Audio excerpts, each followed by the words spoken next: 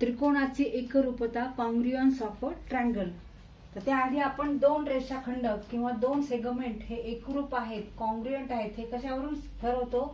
तर त्यांच्या मापावरून. आता हे दोन रेषाखंड आहेत, समजा पी क्यू आणि ए बी. हे काय आहेत? दोन रेषाखंड आहेत. हे एकरूप आहेत किंवा कॉन्ग्रुएंट आहेत. केव्हा होणार आहे? Segment P Q is a congruent to segment A B. जेव्हा त्यांची माप सारखी असतील, समजा पी क्यू हा 7 सेंटीमीटरचा आहे, ए बी पण हा 7 सेंटीमीटरचा आहे, तेव्हा आपण असं म्हणू शकतो segment P Q is a congruent to segment A B. म्हणजे रेषाखंड पी क्यू एकरूप आहे रेषाखंड ए बी ला, असं आपण लिहू शकतो.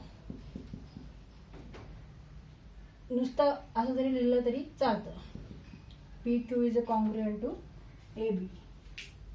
तसंच दोन कोण एकरूप आहेत हे आपल्याला आता लिहायचं आहे.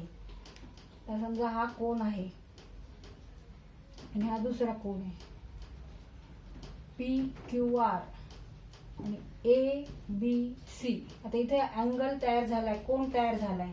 तर हा जो कोण आहे हा एकरूप आहे. हे लिहायचं असेल तर आपण कसं लिहितो? Angle Q is a congruent to angle B. कोण क्यू एकरूप आहे कोण बी ला. तसंच आता आपल्याला दोन त्रिकोण एकरूप आहेत हे दाखवायचं आहे, हे लिहायचं आहे. तर आता त्रिकोणामध्ये किती कोण असतात? तर त्रिकोणामध्ये 3 कोण असतात, 3 बाजू असतात. हा त्रिकोण आहे, हा दुसरा त्रिकोण आहे, P Q R A B C. तर ही बाजू आणि ही बाजू समान आहे, ही बाजू समान आहे, ही बाजू समान आहे, इक्वल आहे, इक्वल लेंथच्या आहेत त्या. तर आपल्याला आता हा त्रिकोण आणि हा त्रिकोण एकरूप आहे, कॉन्ग्रुएंट आहे. हे कसं दाखवणार आपण? तर लिहिताना आपण असं लिहिणार, triangle P Q R is congruent to triangle A B C. पण हे केव्हा होणार? जेव्हा कोण P is a congruent to कोण A. कोण P is a congruent to कोण A. Angle P is a congruent to angle A. Similarly, angle Q is a congruent to angle B. Angle Q is a congruent to angle B. Angle R is a congruent to angle C. म्हणजे ह्या दोन्हींचं माप सारखं असणार आहे, ह्या दोन्हींचं माप सारखं असणार आहे आणि ह्या दोन्हींचं माप सारखं असणार आहे. आणि तसंच ही बाजू पी क्यू ची लांबी आणि ए बी ची लांबी पण सारखी असणार आहे. P Q equal to A B, तसंच Q R equal to B C आणि C A equal to R P. आता इथे किती इक्वेशन्स तयार झाले? 1 2 3 4 5 6 6 इक्वेशन तयार झालेले इथे. तर कोणतेही दोन त्रिकोण हे एकरूप आहेत हे केव्हा ठरणार आहे? जेव्हा त्याचे जर इक्वेशन्स बरोबर असतील त्याच्या बाबतीत, तर ते दोन्ही कोण एकरूप आहेत.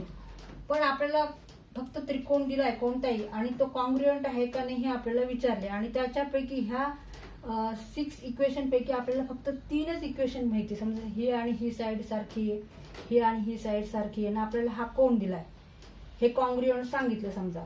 तर ह्याच्यावरून सुद्धा आपण काय म्हणणार की हे दोन्ही त्रिकोण एकरूप आहेत. म्हणजे ह्या 6 इक्वेशन आपल्याला लिहिण्याची गरज नाही. ह्याच्यापैकी 3 जरी बरोबर असतील तरी ते दोन्ही त्रिकोण एकरूपच असतात, कारण उरलेले 3 हे कॉन्ग्रुएंट्स असतात, एकरूपच असतात. तर आता कोणते त्रिकोण एकरूप आहेत का नाही हे ओळखण्यासाठी काही कसोट्या आहेत, म्हणजे टेस्ट आहेत. त्याच्यानुसार आपण दोन त्रिकोण एकरूप आहेत हे ठरवू शकतो.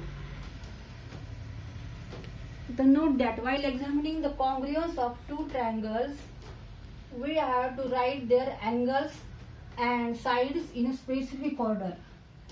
That is with a specific one-to-one correspondence. इथे angle P is a congruent to angle A हे असं आपण लिहिले, पण आपण angle P is a congruent to angle C असं लिहायचं नाहीये.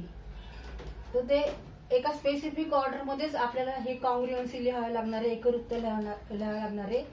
तर हे मात्र इथे लक्षात ठेवायचे की दोन त्रिकोणाची एकरूपता तपासताना त्यांची कोन आणि त्यांच्या भुजा ह्या एकरूप असतील विशिष्ट क्रमानेच, म्हणजे आपल्याला त्या लिहाव्या लागतील, एकाच एक संगतीने लिहाव्या लागतात, तेव्हाच आपल्याला ते दोन त्रिकोण एकरूप आहेत हे असं लिहिता येईल, म्हणता येईल. आता इथे आपल्याला हे दोन्ही त्रिकोण एकरूप दिसतात कारण हे दोन्ही त्रिकोण आकृतीमध्ये एकरूप दिसतात. पण जर आपल्याला आकृत्या थोड्याशा वेगळ्या दिल्या असतील तर तुम्ही कसं ओळखणार की ही ह्या दोन त्रिकोण एकरूप आहे? समजा ही आकृती आहे अशी,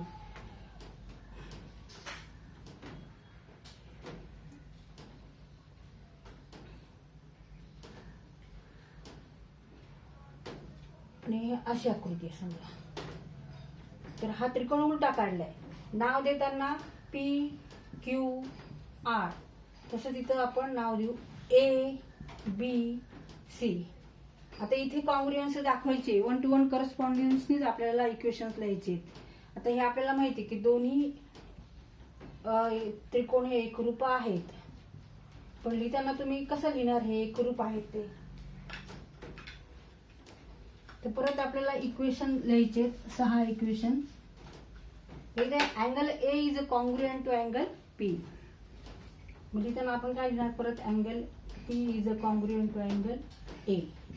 तसंच angle B is congruent to angle Q, angle Q is congruent to angle B, आणि angle C is congruent to angle R, angle R is congruent to angle C. हे असं आपल्याला 1 to 1 करस्पॉन्डन्स म्हणजे एकाच एक संगतीने ह्या ऑर्डर प्रमाणेच लिहावं लागेल. तर तुम्ही angle P is congruent to angle C असं लिहू शकत नाही. तर त्रिकोणाचं कॉन्ग्रुएन्सी लिहिताना आपल्याला विशिष्ट क्रमानेच त्याचे अँगल लिहावे लागतील, त्याच्या साईड्स लिहाव्या लागतील. तसंच आता side P Q is a congruent to side A B, पण आपण असं लिहू नाही शकत की P Q is equal to A C, असं नाही लिहू शकत. मग P Q is equal to A B. तसंच Q R equal to B C, आणि R P equal to R P equal to C. ह्या साईड्स झाल्या. तर याप्रमाणेच आपल्याला कॉन्ग्रुएन्सी लिहायची आहे. पण इथे भुजा आपण लिहिताना आपण भुजा किंवा साईड आपल्याला वाचन करायचं असेल भुजेचं साईडचं, तर आपण कसं करतो? साईड पी क्यू किंवा बाजू पी क्यू. पण हीच बाजू आपल्याला ह्या पद्धतीने पण वाचन करता येतं, बाजू क्यू पी किंवा साईड क्यू पी. तर इथे पी क्यू लिहिले आपण, तिथे क्यू पी जरी लिहिले तरी चालेल, ए बीच्या ऐवजी बी ए लिहिले तरी चालतं, पण ती साईड दिसली पाहिजे फक्त. आता कोणतेही त्रिकोण एकरूप आहेत तर आपल्याला कोणत्या कसोट्या आहेत ते एकरूप आहेत का नाही हे ठरवण्यासाठी, तर को बा को, बा को बा, बा बा बा, कर्ण भुजा कसोटी. म्हणजे को बा को म्हणजे काय? तर अँगल साईड अँगल टेस्ट. बा को बा म्हणजे साईड बाजू, बा म्हणजे बाजू म्हणजे साईड, साईड कोन म्हणजे angle A, S A S test. तसंच बा बा बा म्हणजे साईड साईड साईड टेस्ट, आणि हायपोटेनस साईड टेस्ट, कर्ण भुजा कसोटी. ह्या एवढ्या कसोटीवरून आपण दोन त्रिकोण एकरूप आहेत का नाही ते ठरवू शकतो. तर आता को बा को कसोटी म्हणजे काय? त्याच्यामध्ये दोन कोण हे एकरूप आहे आणि त्याच्यामध्ये जी बाजू आहे ती एकरूप आहे.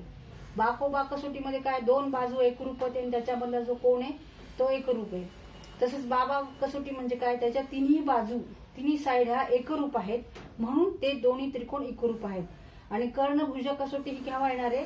तर राईट अँगल ट्रायंगल म्हणजे काटकोन त्रिकोणामध्ये. तर काटकोन त्रिकोणात एक अँगल एक कोण हा 90 अंशाचाच असतो आणि बाकी त्याचा कर्ण आणि एक भुजा हे काय असतात सारखे, तेव्हा ते दोन्ही त्रिकोण हे एकरूप आहेत हे असं आपण ठरवू शकतो. तर आता समजा आपण ह्याचं उदाहरण बघू. को बा को कसोटी म्हणजे कोण बाजू कोण ह्या कसोटीनुसार दोन त्रिकोण एकरूप आहेत. हे कसं ठरवणार आपण? समजा आता हे दोन त्रिकोण दिलेत,